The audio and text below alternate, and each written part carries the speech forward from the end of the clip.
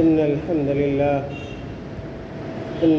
لله نحمده ونستعينه ونستغفره ونعوذ بالله من شرور أنفسنا ومن سيئات أعمالنا من يهده الله فلا مضل له ومن يضلله فلا هادي له وأشهد أن لا إله إلا الله وحده لا شريك له وأشهد أن محمدًا عبده ورسوله أما بعد قال الله تعالى في القرآن الكريم أعوذ بالله من الشيطان الرجيم أفرأيتم اللات والعزى ومناة الثالثة والأخرى ألكم الذكر وله الأنثى تلك إذا قسمة ضيزى إن هي إلا أسماء سميتموها أنتم وآباؤكم ما أنزل الله بها من سلطان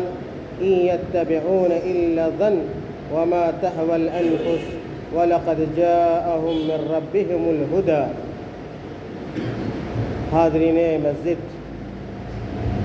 سب سے پہلے میں اللہ رب العالمین کا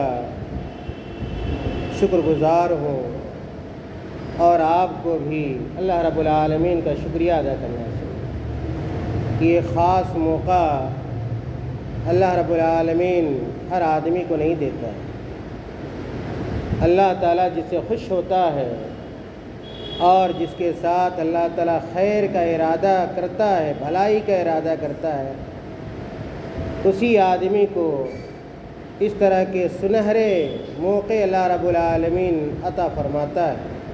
اس اعتبار سے ہم تمام لوگوں کو اللہ تعالیٰ کا شکر بجا لانا چاہیے کہ یہ حسین موقع ہمیں عطا کیا ہے۔ ہم حسین جگہ بیٹھے ہوئے ہیں اور حسین باتیں سن رہے ہیں، اور جو رات ہے، جمعہ کی رات ہے، جو بابرکت رات ہے، جیسا کہ حدیث کے اندر وارد ہوا ہے۔ میرے بھائیوں، آج کے اس مختصر درس میں میں آپ حضرات کے سامنے ایک بہت بڑے عالم دین، شیخ الاسلام، مجدد اسلام، شیخ محمد بن عبد الوہاب رحمۃ اللہ علیہ کی بڑی ہی مشہور کتاب اور معروف کتاب کتاب التوحید کا ایک چیپٹر، ایک سبق آپ کے سامنے پیش کرنا چاہتا ہوں۔ اور اس سبق کا اور اس چیپٹر کا جو عنوان ہے وہ یہ ہے کہ اگر کوئی آدمی درخت سے یا یہ کہ پتھر سے، دیوار سے یا ایسی چیز سے تبرک حاصل کرتا ہے جس کے بارے میں قرآن حدیث نہیں، جس کے بارے میں شریعت کا کوئی نص نہیں، تو ایسے آدمی کا کیا حکم ہوگا؟ میرے بھائیوں، سب سے پہلے اس کتاب کے رائٹر نے اس چیپٹر سے متعلق قرآن کریم کی چند آیتیں بیان کی، اور وہ آیتیں وہی ہیں جن آیتوں کو میں نے ابھی آپ کے سامنے پڑھا ہے۔ میرے بھائیوں، اللہ تعالیٰ کفار مکہ کو مخاطب کر کے کہتا ہے، یعنی وہ کافر جو مکہ کے تھے ان کو اللہ تعالیٰ نے مخاطب کیا اور کہا کہ افرأیتم اللات والعزی ومناة الثالثة والأخرى، کہ اے مکہ کے کافروں، تم نہیں دیکھتے لات کو اور عزیٰ کو، منات کو، جو تمہارا یہ تیسرا بت ہے، والأخرى، اور ان کے علاوہ جو دوسرے بت ہیں جن کی تم عبادت کرتے ہو اللہ تعالیٰ کو چھوڑ کر، کیا تم ان کے اوپر غور نہیں کرتے؟ کیا تم نہیں سوچتے ہو؟ اور آگے اللہ تعالیٰ نے کہا अलकुम अज़्ज़कर व लहुल उन्सा, कि ये कौन सी बात है कि तुम अपने लिए लड़के पसंद करते हो और अल्लाह ताला के लिए लड़कियां पसंद करते हो। मेरे भाइयों, यहाँ पर रुक कर ये बात जाननी चाहिए कि जब अल्लाह ताला ने अपने आखिरी नबी और रसूल को मक्का के अंदर नबी और रसूल बनाकर भेजा, तो उस वक्त बेशतर लोग तौहीद से बरगश्ता हो चुके थे। जो अल्लाह ताला का जो दीन था, सही दीन था, उस सही दीन को लोग भूल चुके थे, जिसको हम लोग दीन इब्राहिमी कहते हैं या दीन हनीफ कह लीजिए। लोग उसको भूल चुके थे और दीन हनीफ को भुलाकर और दीन इब्राहिमी को भुलाकर लोग गैरुल्लाह की इबादत किया करते थे। बहुत सारे लोगों ने बुत बना लिए थे। हर ख़ानदान का, हर इलाके का, हर शहर का अलग अलग बुत था और उन बुतों की वह लोग इबादत करते थे। अल्लाह ताला की इबादत के साथ शिर्क किया करते थे। कुफ़ारे मक्का के जो बुत थे, बहुत सारे बुत थे, मैंने कहा, उन बुतों में से अल्लाह ताला ने यहाँ पर 3 बुतों का तज़किरा किया ख़ास तौर से, और वह इसलिए किया है कि बुत तो बहुत सारे थे, लेकिन इन 3 बुतों का जो तज़किरा किया वह इसलिए कि अरब में ये 3 बुत बड़े मशहूर थे। और जब इसकी तफसीर में आप जाइएगा तो आपको पता चलेगा, मुफस्सिरीन लिखते हैं कि अरबों ने ये जो 3 बुत बनाए थे, बड़े बड़े बुत, इन लोगों के नाम अल्लाह ताला के नाम से लेकर रखे थे। जैसे पहला जो नाम है, पहला जो बुत है या जो पहला नाम रखा था अपने बुतों का, उन लोगों ने लात रखा था। इस ताल्लुक़ से और भी अक़वाल हैं, लेकिन ये कौल ये है कि इलाह से इन लोगों ने अपने माबूद का नाम क्या रख लिया था? लात रख लिया था। और बाज़ लोग ये कहते हैं, बाज़ मुफस्सिरीन ये कहते हैं कि ये लाता या लीतों से है। चुनांचे जब लोग मुशरिकीन मक्का अपने इस बुत के पास जाते थे तो अपनी गर्दन टेढ़ी करके इस बुत से फरियाद करते थे, मांगते थे, अल्लाह से नहीं मांगते थे, अपने इस बुत से मांगते थे, इसलिए इसको लात कहा जाने लगा। बाज़ मुफस्सिरीन ने ये लिखा है कि ये लात जो है लत्ता या लुत्तों से है, अरबी का लफ्ज़ है, और इसका माना होता है गोदना, सानना। और ये लात मुशरिकीन मक्का का एक नेक आदमी था। जब वह मर गया और वह जब ज़िंदा था तो क्या करता था? सत्तू गोद कर हाजियों की मेहमान नवाजी करता था, हाजियों को खिलाया करता था। जब वो आदमी मर गया तो उसके नाम से उसके बाल बच्चों ने उसकी तस्वीर बना ली, स्टेचू बना लिया और उसकी इबादत करने लगे। मेरे भाइयों, ये लात के बारे में हुआ। इसी तरह उन लोगों ने जो अपना दूसरा बड़ा बुत बनाया था, उसका नाम क्या रखा था? उज़्ज़ा। कुरान में अल्लाह ताला ने कहा अफ़रअय्तुम लात वल उज़्ज़ा। और अहले इल्म कहते हैं कि इन लोगों ने जो ये नाम रखा था वह दरअसल अल्लाह ताला के एक नाम अज़ीज़ से उज़्ज़ा रखा था। अल्लाह ताला के नामों में से, सिफाती नामों में से एक नाम क्या है? अज़ीज़ है। और उसी से इन लोगों ने उज़्ज़ा मुअन्नस बनाया था, अज़ीज़ा के माने में। और इसी तरह तीसरा जो बुत था उसका क्या नाम था? मनात था। और लोग कहते हैं, उन लोगों का गुमान ये, अब मुफस्सिरीन ने भी लिखा है कि ये मनात क्या है? ये मन्नान से दरअसल क्या है, उन लोगों ने अपने बुत का नाम रख लिया था। हालांकि कुरान ने इनकार किया कि नहीं, इन नामों का कोई भी लेना देना अल्लाह ताला के नाम के साथ नहीं है। ये वह नाम है जो उन लोगों ने खुद रख लिए थे, उनके बाप दादा ने रखे थे। अल्लाह ताला के साथ इन बुतों का कोई ताल्लुक़, कोई रिश्ता और नाता नहीं था। اللہ تعالیٰ کے نام سے ان کا کوئی بھی میل، یہ نام میل نہیں کھاتے ہیں۔ میرے بھائیوں، دراصل میں آپ کو یہ بات بتلانا چاہتا ہوں کہ اللہ کے نبی صلی اللہ علیہ وسلم کی جب بعثت ہوئی تو اس وقت مشرکین مکہ اللہ تعالیٰ کی عبادت کو چھوڑ کر ان بتوں اور ان جیسے بتوں کی عبادت کیا کرتے تھے، اور ساتھ ہی ساتھ یہ سمجھتے تھے کہ یہ جو بت ہیں، اور جب نام پہ غور کیا آپ نے دیکھا کہ یہ سب مؤنث کے عورتوں والے نام ہیں۔ آج بھی دیکھیے گا کہ زیادہ دیوی جو دیوتائیں ہوتی ہیں غیر مسلموں میں، ان کے نام اسی طرح ہوتے ہیں، اور اللہ تعالیٰ نے ان لوگوں کے اوپر طنز کیا۔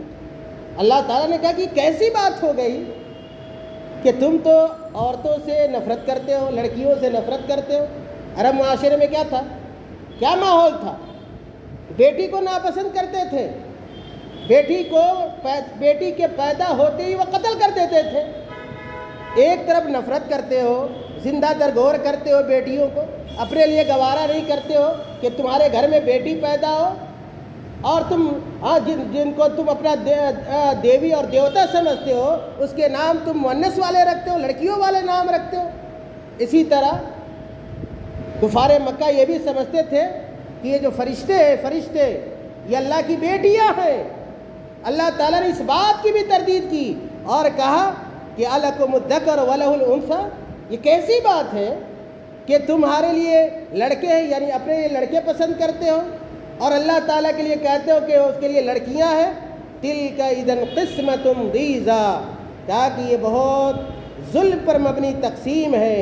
اور اس کے بعد اللہ تعالیٰ نے انکار کیا اور کہا ان ہی الا اسماء سمیتموها انتم وآباؤکم، کہ آپ مکہ کے کافروں سنو، یہ جو تم نام اپنے دیویوں کے رکھے ہیں یہ اللہ تعالیٰ کے رکھے ہوئے نام نہیں ہیں، یہ تم لوگوں نے خود رکھ لیے، تم نے رکھے، تمہارے باپ دادا نے رکھے ہیں۔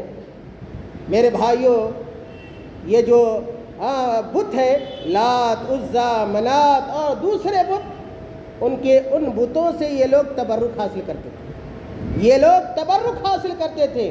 اسی لیے اس کتاب کے رائٹر نے اس باب میں سب سے پہلے اس بات کو بیان کیا اور کہا کہ ان چیزوں سے دیوی اور دیوتاؤں سے تبرک حاصل نہیں کیا جا سکتا ہے۔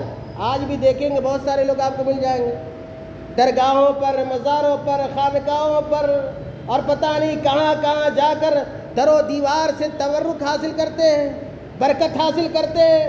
برکت کی وجہ سے کتنے لوگوں نے اپنے دین و ایمان کو بیچ رکھا ہے، سودا کر رکھا ہے، اور کفر اور شرک کا ارتکاب کرتے ہیں۔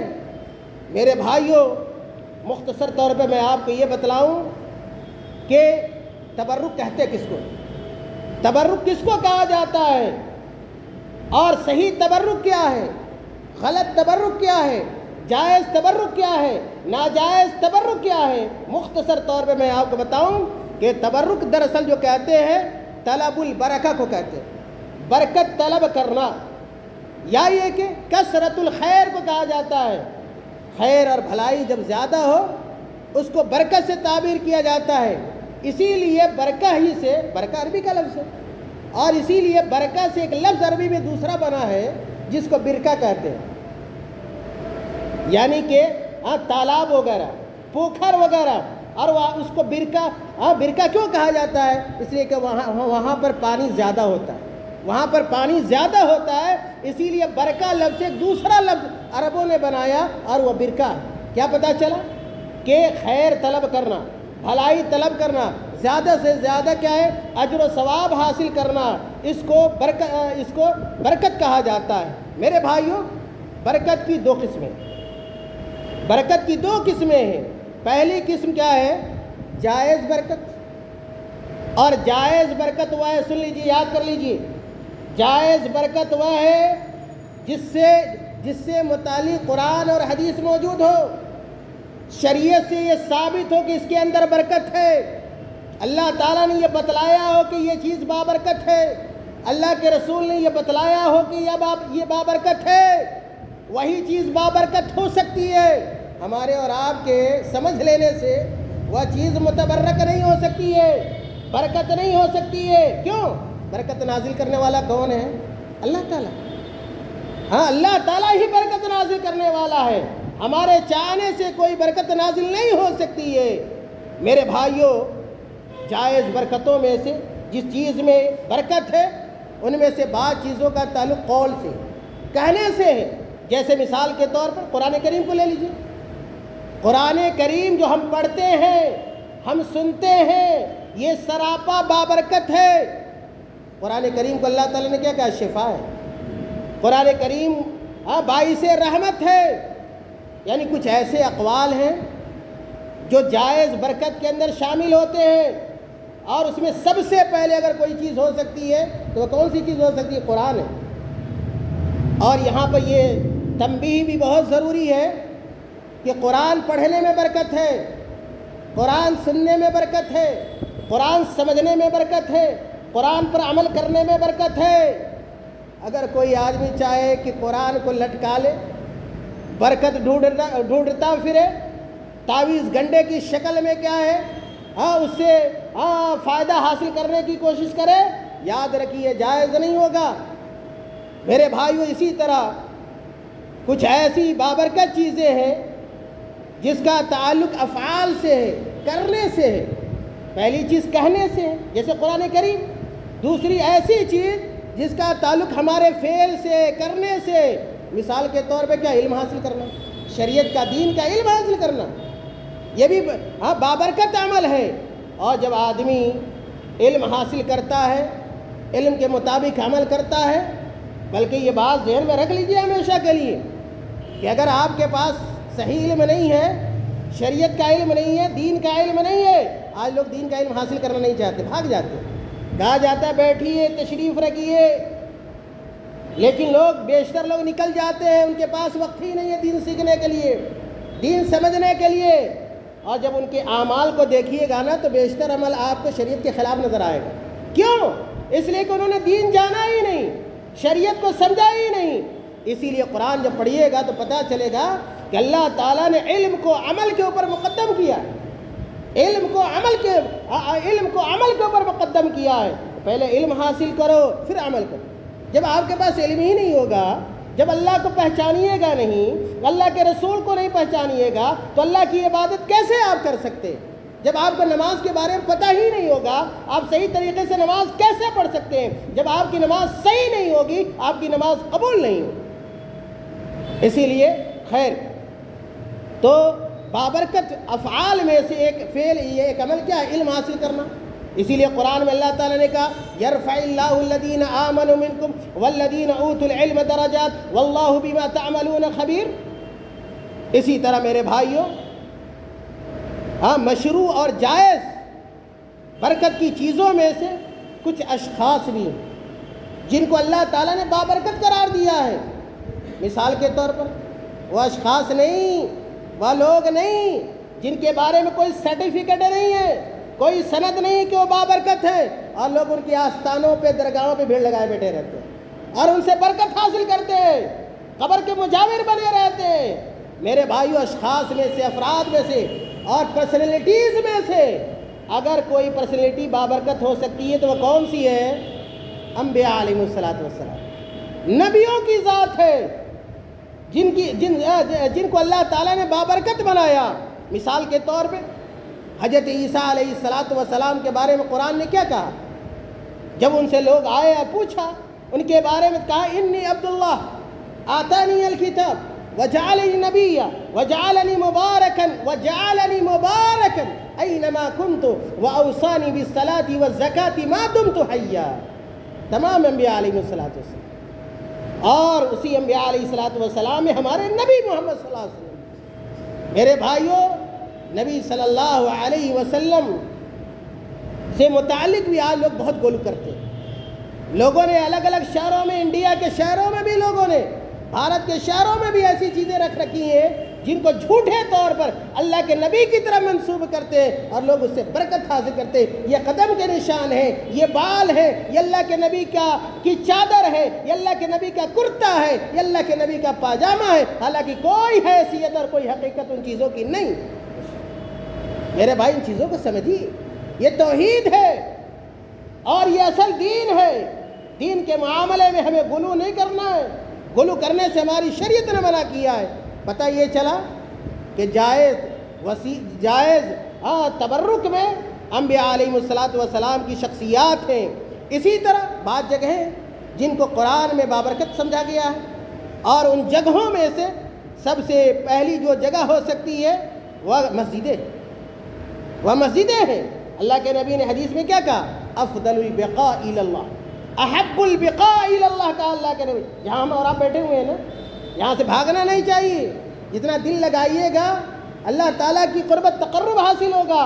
میرے بھائیو، تو مسجدیں بابرکت ہیں، اور مسجدوں میں بھی سب سے زیادہ بابرکت کون سی مسجدیں ہیں؟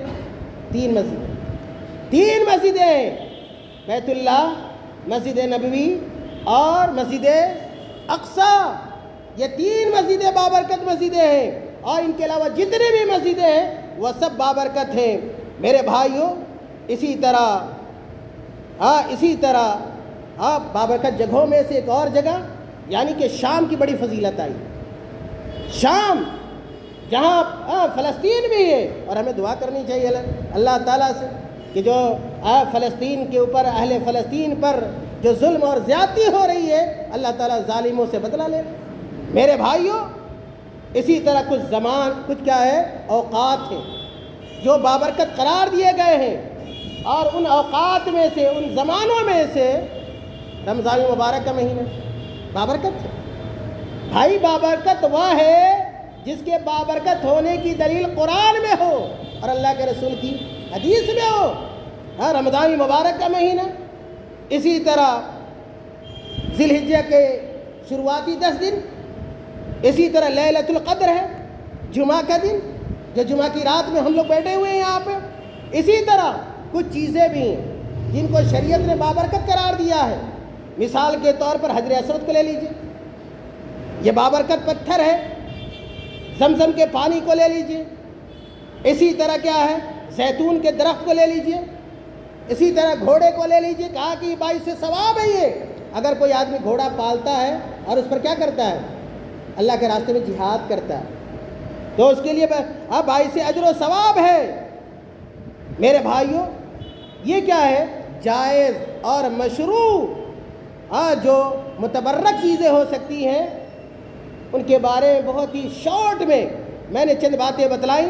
اسی طرح یہ بھی جاننا ضروری ہے، کچھ ایسی چیزیں ہیں جن کے اندر برکت نہیں ہے لیکن لوگ اس میں برکت تلاش کرتے ہیں، اور آج ایسے لوگوں کی کثرت ہے، مسلمان ہیں، عبداللہ اور عبد الرحمن نام ہے، لیکن ان کو اپنے عقیدے کا پتہ نہیں، اپنے دین کا پتہ نہیں، اسلام کا پتہ نہیں ہے، قرآن نہیں جانتے، حدیث نہیں جانتے، اس لیے شیطان کے بھائی بنے ہوئے، شیطان نے ان کو نرغے میں ڈالا، اپنے نرغے میں ڈالا ہوا ہے۔ میرے بھائیوں، جو ناجائز طریقے سے جو برکت حاصل کی جاتی ہے، دیکھیے گا بہت سارے لوگ حجاج جو حج کرنے جاتے ہیں، عمرہ کرنے جاتے ہیں، آپ دیکھیے کہاں نہیں بھٹکتے ہیں وہ لوگ۔ میں نے دیکھا اپنی آنکھوں سے، مسجد نبوی میں بھی دیکھا ہے، بیت اللہ میں بھی دیکھا ہے، کیا کچھ لوگ نہیں کرتے ہیں، گرد و غبار سے بھی لوگ کیا برکت حاصل کرتے ہیں۔ مسجد نبی کے دیواروں پر میں نے دیکھا ہے لوگ کیا اپنے رومال سے پوچھ رہے ہیں، اور کیا ہے، اسی طرح پلاسٹک لیے ہوئے اس میں گردہ جمع کر رہے ہیں، پتہ نہیں کیا کچھ کرتے ہیں، حالانکہ کوئی حقیقت نہیں ہوتی ہے۔ بہت سارے لوگ کیا غار حرا میں جا کے بیٹھتے ہیں، غار حرا میں بیٹھے ہوئے ہیں۔ بھائی، اللہ کے نبی صلی اللہ علیہ وسلم گئے، لیکن اللہ کے نبی نے کہا کہ یہاں پہ تم بھی آؤ، بابرکت ہے، نہیں۔ غار حرا کو لوگ کیا بابرکت سمجھتے ہیں، غار ثور کو لوگ بابرکت سمجھتے ہیں، جبل طور کو بابرکت سمجھتے ہیں، کسی خاص پتھر۔ دیکھیے نا کتنے بابا لوگ بیٹھے رہتے ہیں نا روڈ راستے پہ، ان سے دیکھیے گا مسلمانوں کو پتھر لیتے ہوئے، انگوٹھی لیتے ہوئے، کس کے اندر برکت ہے، ہمیں یہ فائدہ پہنچائے گی انگوٹھی، یہ نقصان پہنچائے گی۔ بھائی، اس طرح یہ چیزیں غیر شرعی ہیں۔ اسی طرح بہت سارے لوگوں کو دیکھیے گا جمعہ کے دن کو خاص کر لیتے ہیں روزے کے لیے، اور ہم بابرکت سمجھتے ہیں روزے کو، جمعہ بابرکت دن ہے، لیکن خاص کرنا اس کو جمعے کے لیے یہ جائز نہیں ہے۔ اسی طرح ولیوں کو، پیروں کو، فقیروں کو، مریدوں کو بابرکت سمجھا جاتا ہے، حالانکہ ان کے بابرکت ہونے کی میرے بھائیوں کوئی دلیل نہیں ہے۔ اللہ کے نبی صلی اللہ علیہ وسلم نے اس سے سختی سے روکا ہے، کیونکہ اب وقت میرے خیال میں زیادہ ہو رہا ہے۔ ایک حدیث بھی سنانی تھی لیکن میں صرف اس حدیث کی طرف اشارہ کر دیتا ہوں بلا تفصیل میں گئے ہوئے۔ اللہ کے نبی صلی اللہ علیہ وسلم سے متعلق ابو واقد اللیثی رضی اللہ تعالیٰ عنہ کہتے ہیں، ابو واقد اللیثی رضی اللہ تعالیٰ عنہ بڑے مشہور صحابی گزرے ہیں اور ان کا شمار ان صحابہ میں ہوتا ہے جو فتح مکہ کے بعد اسلام قبول کیے۔ میرے بھائی ابو واقد اللیثی رضی اللہ تعالیٰ عنہ کہتے ہیں کہ خرجنا مع رسول اللہ صلی اللہ علیہ وسلم الی حنین، کہتے ہیں کہ ہم لوگ فتح مکہ کے بعد اللہ کے نبی کے ساتھ کہاں نکلے؟ غزوہ حنین کی طرف نکلے۔ اور یہ غزوہ حنین فتح مکہ یعنی 8 ہجری میں فتح مکہ کے بعد ہوا یہ غزوہ، اور اس غزوے میں 12,000 صحابہ موجود تھے، 12,000 صحابہ تھے۔ حضرت ابو واقد اللیثی کہتے ہیں کہ وَنَحْنُ حُدَثَاءُ عَهْدٍ بِكُفْرٍ، کہ ہم لوگ ابھی اسلام لائے تھے۔ 10,000 تو فتح مکہ میں تھے، 2,000 جو نئے جو مسلمان ہوئے تھے انہی میں سے کون تھے؟ ابو واقد اللیثی رضی اللہ تعالیٰ عنہ بھی تھے راج قول کے مطابق۔ کہتے ہیں کہ ہم لوگ کیا ہے ابھی کیا ہے ہمارا زمانہ کفر کے قریب تھا۔ کہتے ہیں کہ جب ہم لوگ کیا ہے حنین کی طرف جا رہے تھے تو راستے میں کیا ہے ایک بیری کا پیڑ آیا، راستے میں ایک بیری کا پیڑ آیا، جس بیری کے پیڑ پر یہ مشرکین مکہ اپنے اسلحے کو اپنی تلواروں کو لٹکایا کرتے۔ کہتے ہیں یعکفون عندہا وینطون بہا اسلحتہم، کہ کفار مکہ زمانے جاہلیت میں، ابو واقد کہتے ہیں کہ ہم لوگ زمانے جاہلیت میں اسلام لانے سے پہلے جب ہم لوگ کہیں جنگ کرنے جاتے تھے، کسی جہاد کسی سے دشمن سے لڑنے جاتے تھے، جب ہم یہاں سے گزرتے تھے تو اس سے بیری کے پیر سے اپنے اسلحے کو لٹکا دیتے۔ کیوں لٹکاتے تھے؟ لٹکاتے کیوں تھے؟ ان کا یہ عقیدہ تھا کہ اگر ہم اس پیڑ سے لٹکا دیں گے تو دشمن سے ہمیں جیت حاصل ہو جائے گی، ہم دشمن کو مغلوب کر دیں گے، ہم کیا جنگ جیت جائیں گے۔ گویا اس بیری کے پیڑ سے وہ تبرک حاصل کرتے، برکت حاصل کرتے تھے۔ ابو واقد اللیثی کہتے ہیں کہ جب ہم لوگ اس بیری کے پیڑ سے گزرے جہاں ہم لوگ ہمارے جاہلیت میں اپنے اسلحے کو لٹکاتے تھے، اور اس کا نام، اس پیڑ کا نام کیا تھا؟ ذات انوات۔ کیا کہتے تھے اس سدرا کو؟ بیری کا پیڑ سدرا، اس کو کیا کہتے تھے یہ لوگ؟ ذات انوات۔ ذات انوات کیوں کہتے تھے؟ یعنی لٹکانے والی چیز۔ نوت سے کیا ہے؟ انوات ہے، لٹکانے کے معنی میں اپنی تلواروں اسلحوں کو اس پیڑ سے لٹکاتے تھے، اسی لیے اس کو ذات و انوات کہتے ہیں۔ اب اصل موضوع آ رہا ہے حدیث کا۔ کہتے ہیں ابو واقد اللیثی کہ جب ہم لوگ اسلام لانے کے بعد اس بیری کے پیڑ سے گزرے اللہ کے نبی کے ساتھ، ابو واقد اللیثی کہتے ہیں کہ فقلنا یا رسول اللہ، ہم لوگوں نے کہا اللہ کے رسول اجعل لنا ذات انوات کما لهم ذات انوات، اے اللہ کے نبی صلی اللہ علیہ وسلم ہمارے لیے بھی اس طرح کا کوئی کیا ذات انوات بنا دیجیے، ہمارے لیے بھی کوئی پیڑ متعین کر دیجئے، خاص کر دیجئے، جس طرح کافروں کے لیے پیڑ تھا اور اسے وہ برکت حاصل کرتے ہیں، دشمنوں سے جیت حاصل کرتے ہیں، ہمارے لیے بھی ایسا بنا دیجئے۔ میرے بھائیوں، تو اللہ کے نبی صلی اللہ علیہ وسلم ناراض ہو گئے، اللہ کے نبی غضبناک ہو گئے اور کہا غضبناک ہو کر اللہ اکبر تعجب کے ساتھ غصہ ہو گئے اللہ کے نبی صلی اللہ علیہ وسلم، اور کہا انہا السنن، انہا السنن، اے میرے صحابہ سنو، یہی وہ راستے ہیں، یہی وہ طریقے ہیں جن پر چل کر دوسرے لوگ گمراہ ہو گئے، دوسرے لوگ کافر قرار پائے، مشرک قرار پائے، اور تم لوگ پھر وہی کام کرنے کے لیے اور وہی کرنے کے لیے اسی چیز کا تم لوگ مطالبہ کر رہے ہو۔ میرے بھائی یہاں پر قابل غور پہلو ہے، اللہ کے نبی کہاں جا رہے ہیں؟ دشمن سے جنگ کرنے کے لیے حنین جا رہے ہیں، 12,000 صحابہ ہیں، اس میں سے کچھ نئے 2,000 کے قریب نئے صحابہ ہیں۔ اللہ کے نبی نے یہ نہیں کہا کہ چلو اس کو بعد میں دیکھ لیں گے، بعد میں غور کریں گے، سوچیں گے، یا اللہ کے نبی نے نظر انداز نہیں کیا۔ آج جیسا کہ ہوتا تو کیا ہوتا کہ چلو کیا دیکھا جائے گا، بعد میں اس پر فیصلہ کریں گے۔ نہیں، اگر کوئی معاملہ عقیدے کے خلاف آ جائے، سن لیجیے، آج ہمارے دین میں عقیدے میں بھی لوگ کیا ہے سیکولر بنتے جا رہے ہیں، بھائی یہ بھی صحیح، وہ بھی صحیح، شرک بھی صحیح، بدعت بھی صحیح، توحید بھی صحیح، کمپرمائز کرو، کمپرمائز کرو، کمپرمائز کرو۔ میرے بھائیوں ہر جگہ کمپرمائز ہو سکتا ہے لیکن توحید میں کمپرمائز نہیں، عقیدے میں کوئی کمپرمائز نہیں۔ اللہ کے نبی نے یہ نہیں سوچا کہ اگر ہم یہ بات کہہ رہے ہیں ایسا نہ ہو ہماری یہ بات سن کر 2000 صحابہ جو ابھی اسلام لائے کہیں ہم سے دور نہ ہو جائیں، ہم جنگ ہار نہ جائیں، ہم مغلوب نہ ہو جائیں۔ اس طرح کا خیال اللہ کے نبی کے دل میں نہیں آیا۔